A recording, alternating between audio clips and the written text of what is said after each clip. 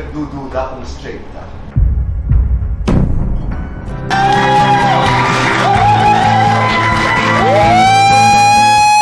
Light Kapuso, pahiram po ng 20 minutes na ngayong hapon. Ako po si Boy, and welcome to Fast.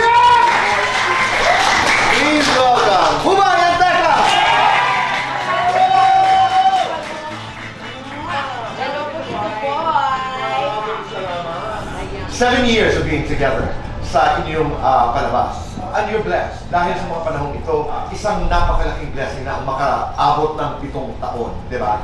Ano naman ang inyong natutunan sa isa't isa?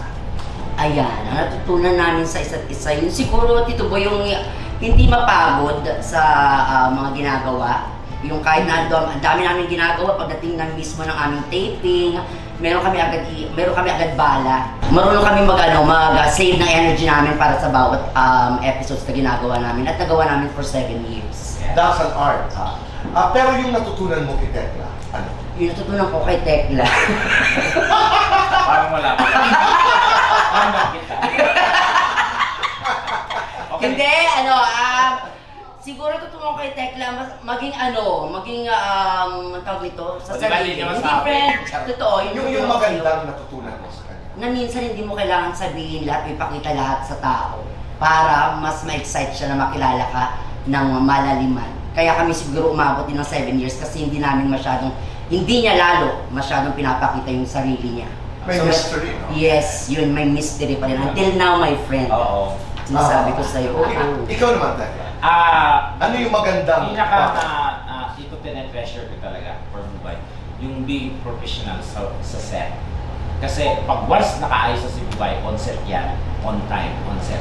Pag dumarating po ako sa point yung Tito Boy, minsan kasi si Lord actually tinatanong ko, Lord, grabe naman itong binibigay mong blessing sa amin. Opo, itong aking oportunidad na binibigay mo. Sabi ko lang naman dun, makita ko sa TV, tapos binigyan mo pa kami ng TV show na may pangalan pa kami ni Tekla, tapos 7 years na ngayon. So siguro yun yung magiging push pa namin lalo na to strive harder talaga na gawin pa po yung tiwala na binigay sa amin. Marami pa rin ba hanggang ngayon yung nagdududa kung straight ka? May mga Milan, sabi, ano ba talaga ang identity mo? Sabi ko, dati kasi Tito Boy, naging ko, ang lalaki, para akong mag-aayos ng aircon. Alam mo ba niya? Nag-perform ako. So hindi talaga siya nag-click sa akin nung nag-dress up ako ng girl na lumabas yung character ko. So in-embrace ko yun, pero I'm totally guy. Okay. Straight. Kasi yun yung taga-kamuning. Walang Kung ba ikaw, hinahirapan ka ba dahil straight ka rin? Straight kong magsalita on stage. Sino ang mas mataray? Ako. Tekla. Sino ang mas matampuhin? Tekla. Sino ang mas pikon? Tekla.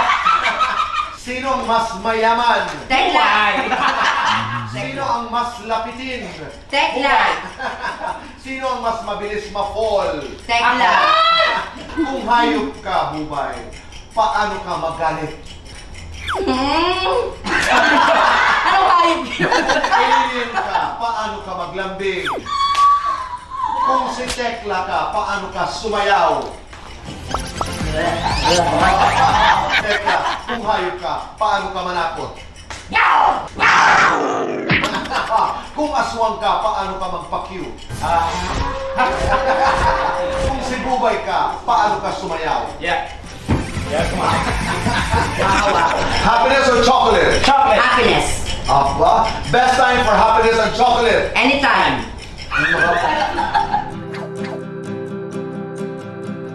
Ay nako, eto na nga. This February, we are celebrating our 7th year anniversary. Para sa ating diba? kilig, tawa. Yes. Siyempre. Kaya naman, abangan nyo po ang aming mga inimbitahan na magpapakilig sa atin.